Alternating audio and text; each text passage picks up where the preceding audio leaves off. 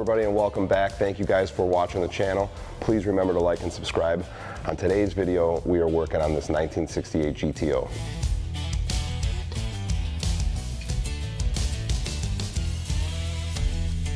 This was painted originally in a home garage. One of the issues that we ran into on this vehicle, we believe there was some form of a contaminant in the tack cloth. There were severe fish eyes. Now, some of the fish eyes were so extreme on this paint job specifically that we tried using some UV clear to try to render the problem, but the paint just did not look right. We talked to the owner of the vehicle, and he was able to work with another local shop to have the whole vehicle repainted. So now we need to get this vehicle sanded and polished out and get it looking its best. So our approach on this is going to be a little different for a couple reasons. Number one, this is not a show car. Number two, because the vehicle had not been stripped down to the metal and worked up properly the right way, there is a significant weave or roll or wave, and if we were to block this like a show car, we would actually highlight and accentuate that weave. I'm excited for this because I spend most of my career block sanding, and to be 100% honest, I could use a little bit more practice machine sanding. So I did a quick wash on the vehicle, nothing crazy. This was just an APS foam bath to cleanse it. No clay bar, nothing like that. I just wanted to remove all the dirt off the vehicle because it was in really bad shape before we started. So stay with us on this video because I'm gonna take you through my process and my mindset on what we're gonna do to this vehicle to bring it back to life so it looks a little more respectable than it currently does right now.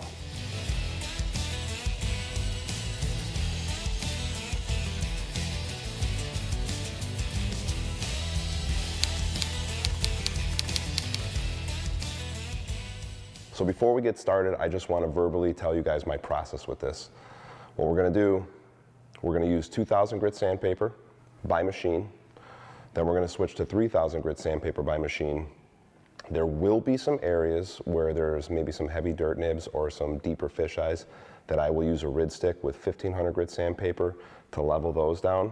In addition to that, all the transitions that I had previously mentioned will be sanded by hand, just to make sure that I am getting in there cleanly and not putting pigtails and digs into these transitions. So we're just about ready to start. Stay with us on this video.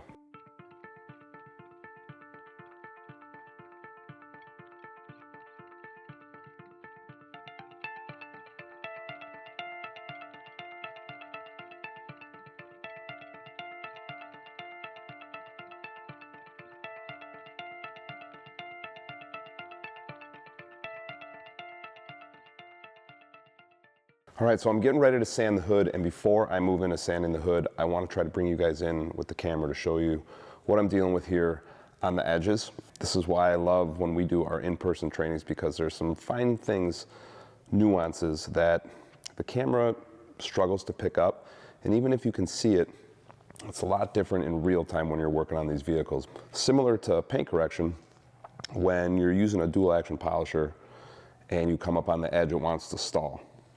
Similar thing happens when you're machine sanding. So when you have these transitions and you kind of come up to the top, the machine struggles to rotate. So in those situations, what happens is you're undersanding.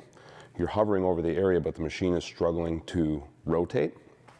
So what I'm going to do to clean up the edges to make sure that the tops of the fenders are consistent, I'm actually going to get in here and block with a rid stick and 2,000 grit just along both edges. So you can use this dry or you can use it wet.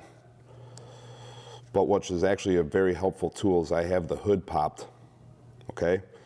And so what I can do is I can align and use the side of the hood to actually be my guide, because a lot of times people are concerned about buffing over the edge. I can tell you a 2,000 grit sanding scratch is nothing to be worried about. Maybe if you're working on a show car and you were sanding to the edge, you want to be a little bit more careful, but 2,000 grit will be easy. Oftentimes you can even hand polish out a sanding scratch by wrapping a microfiber towel around a stick like this and just using a compound. My goal is to just clean up these edges on both sides. And now when I get into my 3,000 grit, it'll help kind of refine all of this out, similar to paint correction, and get this looking a little more consistent.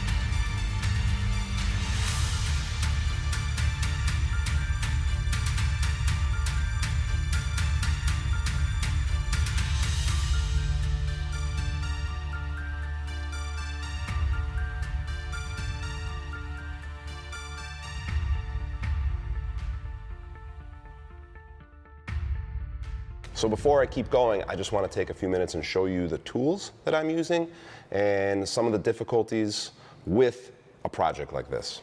Most of the time, I often prefer block sanding, something that's very comfortable for me. It's something I've spent a lot of time, a lot of years practicing and developing my skill set. However, something that I need to practice more of is actually sanding with a DA sander.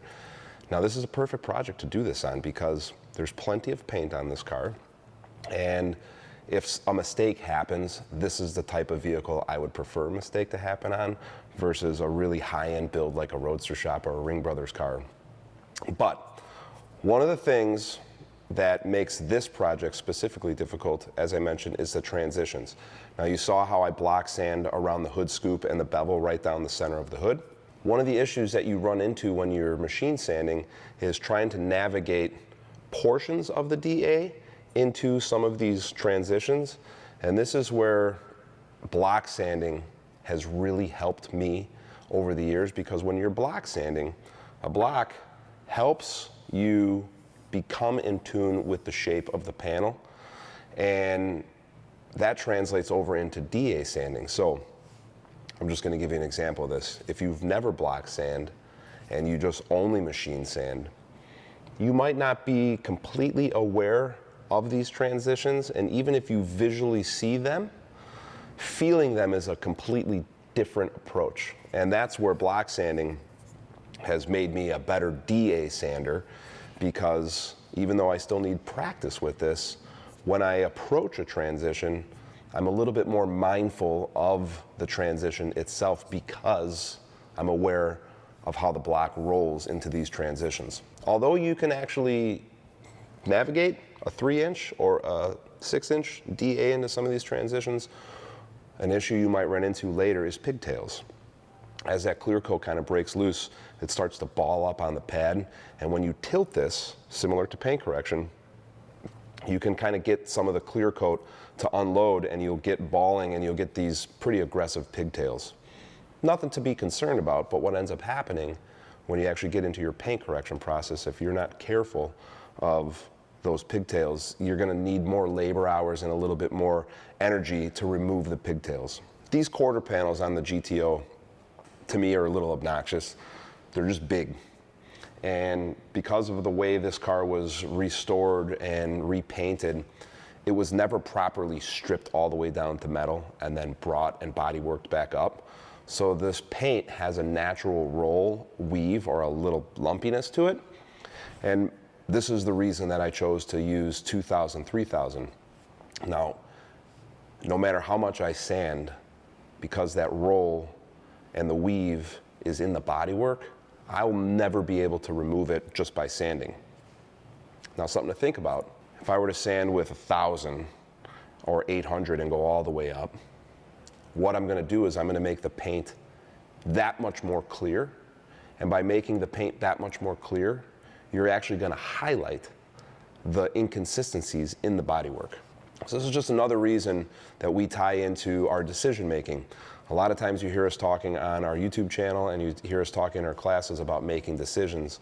And that's really one of the most important parts before you even get started with service, is making sure that you are making the right decision. As a beginner, if you're getting into paint correction and you're learning how to polish paint, compound paint, I think a beginner mindset is more about chasing scratches and swirls. That's what we always see on the forums. It's we always see, how do we get out the scratch? How do we fix the swirl marks? How do we do this? That's a great place to start. But a more advanced way of thinking is texture and grain.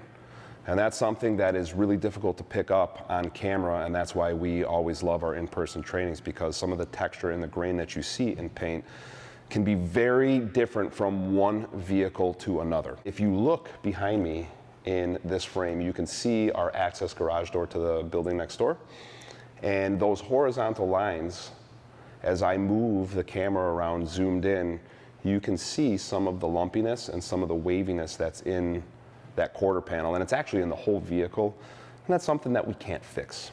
And this is what helped me make my decision on this process, trying to keep it very simple, because this is one of those jobs that if it was 20 or 25 hours versus 60 to 65 or more hours, the vehicle is going to look just okay. Definitely making a big improvement, and this is going to be glossy, it's going to be consistent, and that is my goal. I'm really close to completing the sanding. I'm really excited to move into paint correction, so let's keep going. All right, if we take a look here on this quarter panel, of course you can see a bunch of the dirt in the paint. And what I'm going to do now is take a rid stick and 1500 to level these areas that you're seeing here. All right, so back to the bullseye. I have my KXK block, 1500. And what I'm going to do is I'm going to start in one direction. And what you're looking for here is that sound. You want a consistent sound. But the issue is if you stay in just one spot, you're never going to fall into all the low spots. So what I'll do is I'll change directions. So I'm approaching that bullseye from different angles.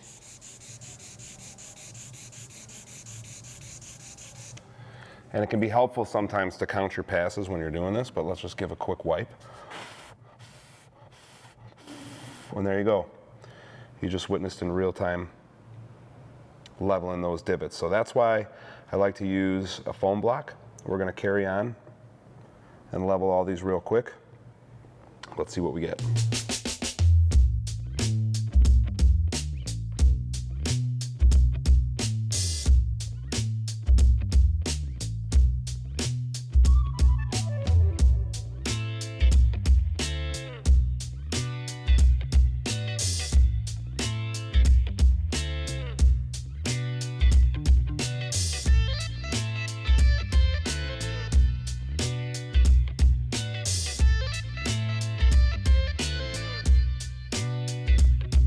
All right, we're making some major progress. Let's take a quick look over here on the passenger side. Now, after doing our 3000 grit step, you can see a little bit more consistency over this panel. Now I'm gonna try and do this in real time. I have my paint correction lights on, which are masking the horizontal lines on the garage door. So if I turn those off and we step back, I don't know if the lighting can pick it up. Yeah, you can actually still see it. That weave, that roll, the wave that's in there, that's not gonna go away. And in fact, the texture that remains is gonna help hide a little bit of that weave and the roll that you see, which is another reason why I chose to do a 2000 grit, 3000 grit service. If we would have blocked this really, really hard, the flatter the panel gets, the more it's gonna highlight and accentuate that. So, we're getting really close now to doing our paint correction.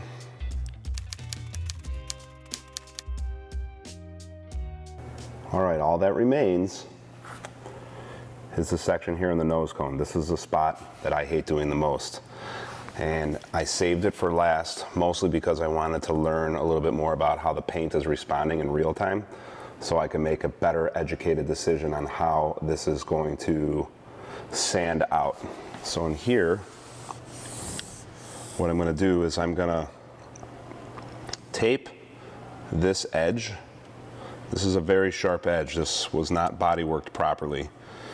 And this is a vulnerable spot when it comes to paint correction because the edge is sharp. There's not a lot of paint on that edge. And so I don't want to put a sanding scratch in there because if I do, I'm going to have to buff it out and it's likely I will burn through, and that is what I do not want. So I'll take a little masking tape, I'll block off that edge, and I'm just going to sand really gingerly with 2K, 3K to get this looking consistent.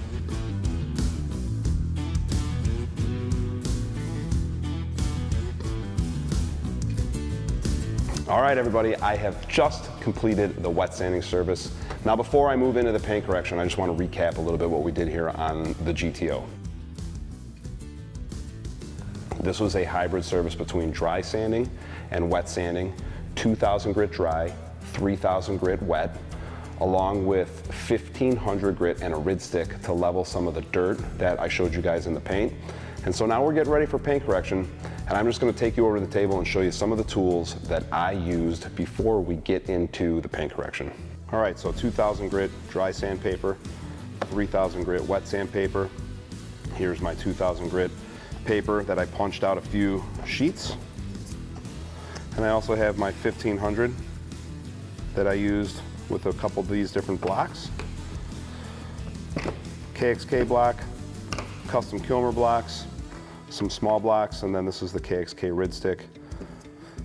You saw me on the hood using 2000 grit in those transitions and over the hood scoop. Masking tape to mask off the vulnerable areas. Here is the same paper, the disc that I used. And the Flex Pixie. It's the first time I've actually used this for sanding, and it did a really good job. It's a little underpowered for paint correction, but does a really good job. Very happy with the way that came out. And then of course my 3M palm sander. So that's just a little recap of the stuff that was used to get this vehicle ready for paint correction. So now, just got to move some things around and get ready to start buffing. All right, everyone, that wraps up the sanding portion of this project on the 68 GTO. In the next video, I'll take a much deeper dive into the paint correction process and start bringing some real clarity and gloss back into this finish. If you enjoyed this kind of technical detailing content, make sure you subscribe to the Gloss University channel so you don't miss what comes next.